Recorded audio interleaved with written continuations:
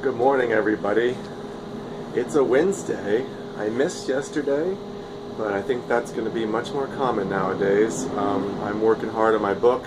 I'm doing editing with Noel, and there's a lot there to work on, getting it ready.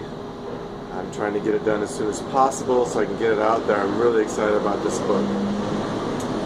So that's why regular videos every single day probably won't be happening again for a while, because as soon as I finish this book, I'm starting my second one. So today I wanted to talk about a movie I saw, and this isn't a movie review, this is more a review of our government, and... Hi. This is more a review of our government and what this movie brought out. So the movie we saw yesterday was called Free State of James, and wow, it was about the Civil War. It was a small segment of the Confederacy or the South that we just don't see now. I've never heard anyone talk about this story, and so it was such an interesting and amazing journey. But the thing that really got to me, well, it was a lot, but the thing that I'm bringing up today is the government. How the government really didn't help with slavery and help the black people in the South. It was the people themselves that did it. Of course, Abraham Lincoln, he's the president, one man, he decided. His government didn't want him to do it, but he pushed through. He realized how horrible it was what was happening. So Abraham Lincoln, one man, decided this. But as soon as he was assassinated, the new president that came in, right after the emancipation of all the slaves, he totally chopped all the legs off everything that Abraham Lincoln tried to do, and pretty much gave the slaves back to the landowners in just another way. So they were still called free, but now they're indentured servants. They're apprentices. And it just showed me, that it wasn't the government that did it. It was Abraham Lincoln as a man. It was the main character in this movie who fought to free and give the slaves the right to vote. It's about Martin Luther King Jr., who stepped up as a man, knowing he could die or go to jail in the 60s to bring change in this world. It's about Rosa Parks, who sat in the front seats of that bus knowing what would happen, and she was just tired of being treated like a second-class citizen. It wasn't the government who said, wait a minute, it's ridiculous.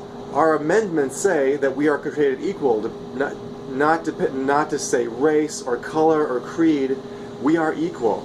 That's what it says in the law, but that's not the way they were treated for 100 years after they were freed from slavery.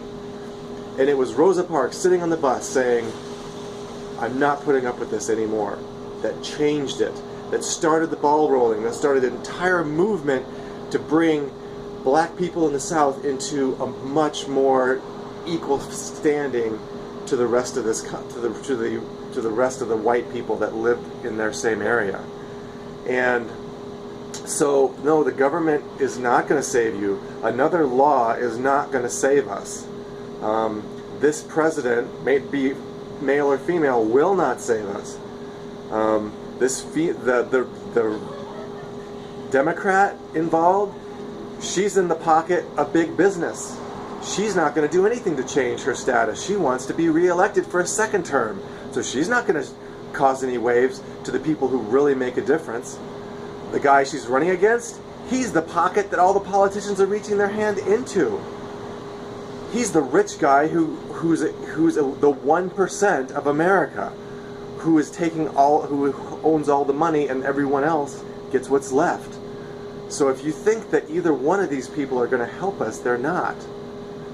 Governments do make change for the good, but the change happens from the outpour of the people demanding it. Government's not going to make any changes that'll mess up their job. As a congressman, as a senator, as a president, they want to keep their job. And so they're not going to tick off their constituents. They're not going to make them mad because they want to get reelected again so they can keep getting paid. And so the only way we make change in this country is through grassroots, individual movements. I decide I'm getting out of the credit business, out of the mortgage business, and I'm moving into a van, and I am making a change, a positive change for the world, and I'm bringing it to you. This is my change I can make. What change can you make? Let's not look to some people who are just trying to keep their jobs and give a little bit to the people, but really they're just supporting the big business, the corporations, the 1% who own and run everything. It takes that one person sitting at the front of the bus. It takes those couple of people sitting in a cafe in the non-colored section and getting arrested and beaten and being allowed to get beaten so that people on national news can see how horrible it is, so change starts to happen from that. It takes those two girls who applied for college, and even though the law said they were allowed to go to a non-colored college, they had to be the ones to walk up those stairs and walk up to the soldiers with rifles, the National Guardsmen with rifles, and push through them to walk through the doors.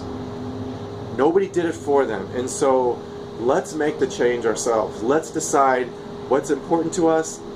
Mine is bringing joy and life and happiness to this world. What is yours? Go and make that change. Go and get involved on this grassroots level to change the world. Let's do it, everybody. Whatever you're passionate about. Whoever gets elected is not really going to make this difference. What's going to happen is you as an individual deciding, I'm going to make a difference in my life, in my community, and if enough of us do that, it will change the environment. It will change the energy of this country to be something that we want it to be, something that is right for everyone, not just the richest of the rich. All right, passionate topic. I hope you enjoy it. Have a great day, everybody, and go be the change.